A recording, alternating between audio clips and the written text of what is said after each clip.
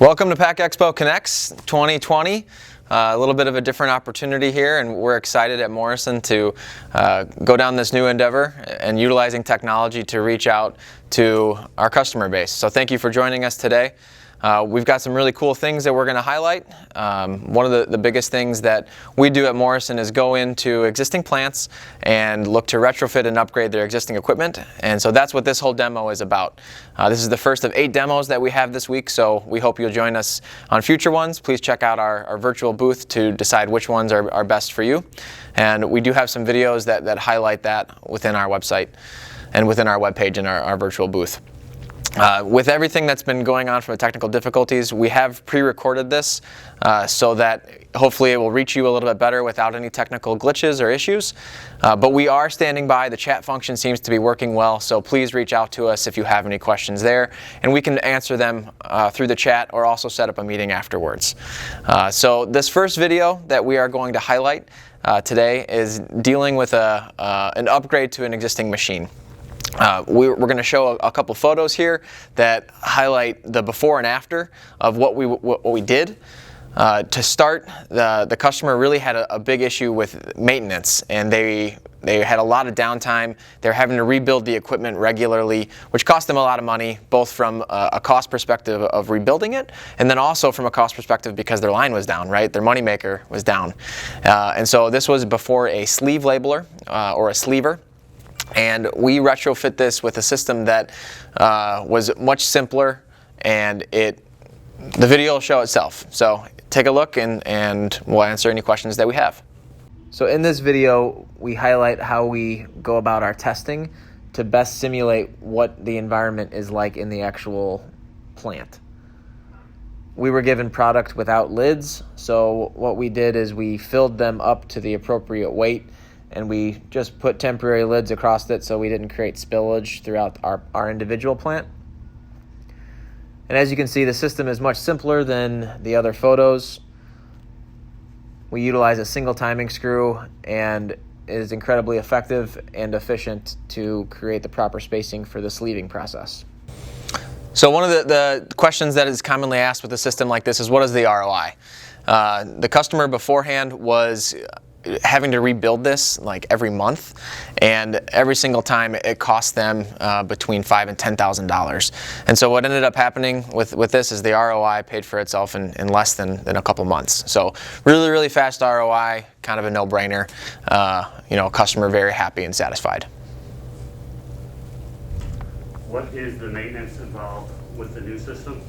Another question that is commonly asked is, what is the maintenance that's involved with this? And it really, the photo that highlights the after, highlighting the drive bracket itself. We have a Lexan panel that's on that drive bracket so that it's easily visible, and you can have a good visual inspection of the parts and components that would need to be maintained. So there is a timing belt and pulley that's on that, and that's really the main thing. There's a couple shafts that we would ask you to take a look at and keep maintained, but not something that is needed regularly. The customer is having to rebuild this maybe once a year, not often. How long does the actual timing screw last in terms of like production time?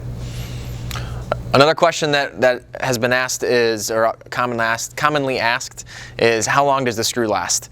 And truly, it's a little bit of a loaded question for us to answer. It really depends on the application, but what we can say is this type of application, the screw should last for very many years. I've been in plants a lot of times, and I'm looking at screws that were originally made, back in 2005, 2000, and running every day. So definitely something that'll last a very long time for you. But we will move on to the next segment of photos or videos to highlight another retrofit that we did.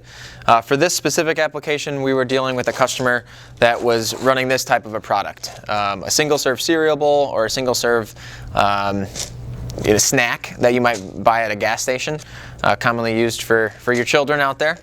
And if you notice, this type of container is very light, and when it's filled, it's obviously running in this format where it's right side up.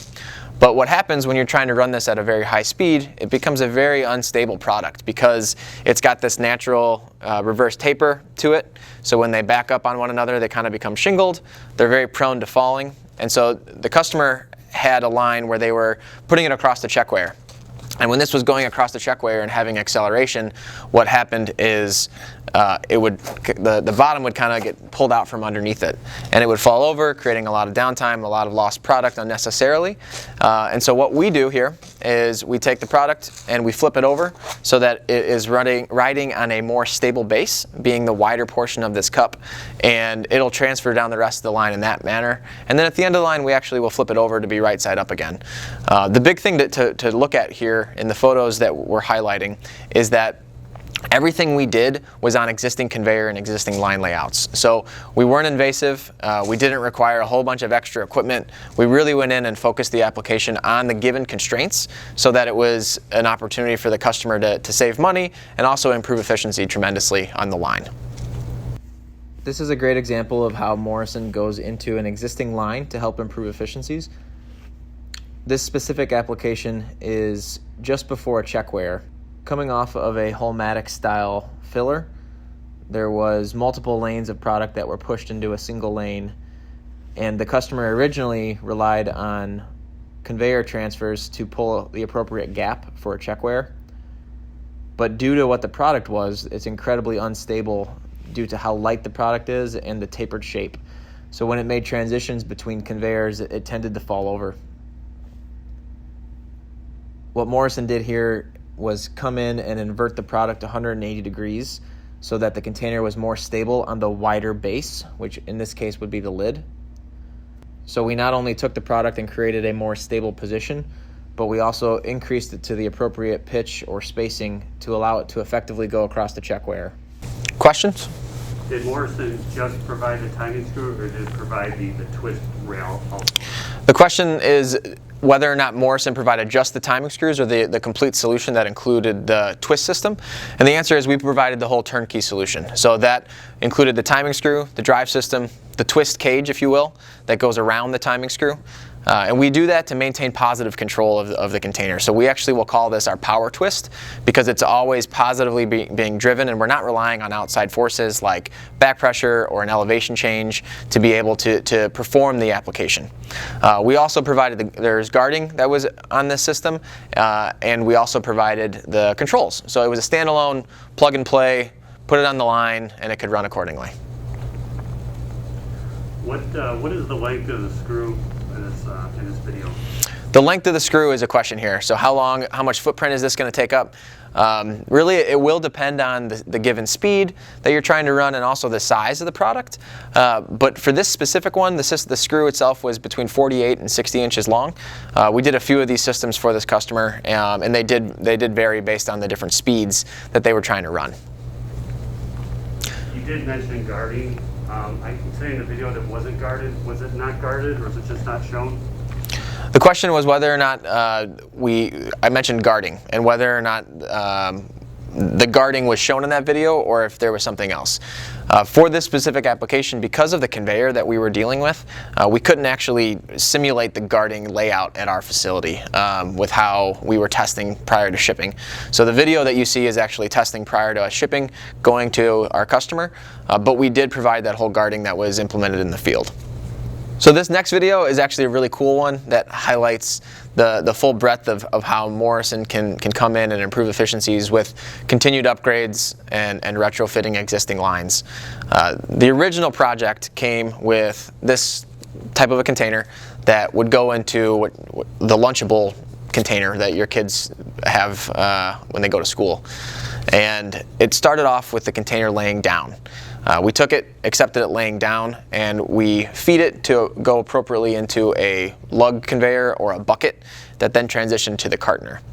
We then improved efficiency and demonstrated to our customer that we don't need it to be in the laying down position, because when it was laying down, it actually ended up being a little bit of a speed limitation, because then you're relying on it to be able to roll, right? This doesn't want to be on a conveyor because it easily rolls.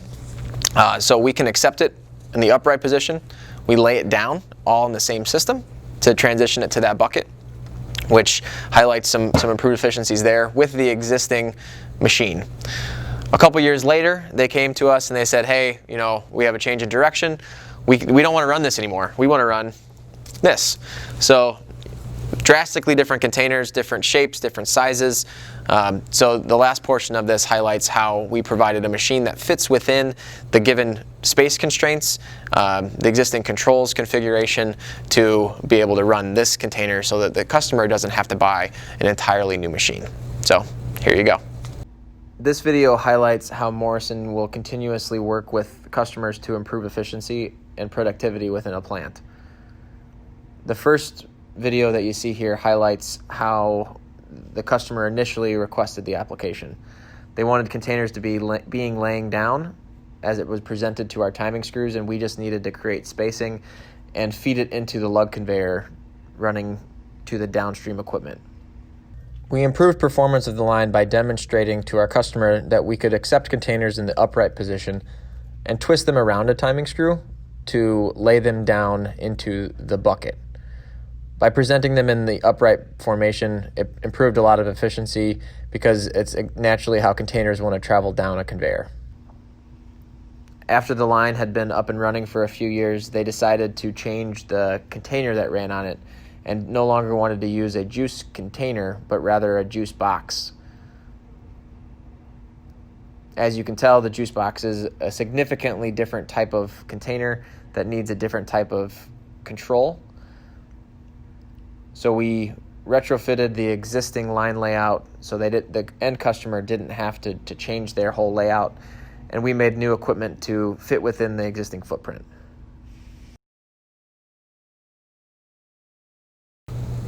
When handling the juice box, is there any concern of actually scuffing it? The question was in handling a container like this or the juice box, is there any concern of scuffing it or damaging it? And with the way that a lot of people would go about it, it's definitely something to pay attention to. But with our design and how we use our shingle infeed rails, so we actually will bring these in. I got two of them next to it. So we bring them in, and we will have the rails come in at an angle. So we create this natural separation between products like this.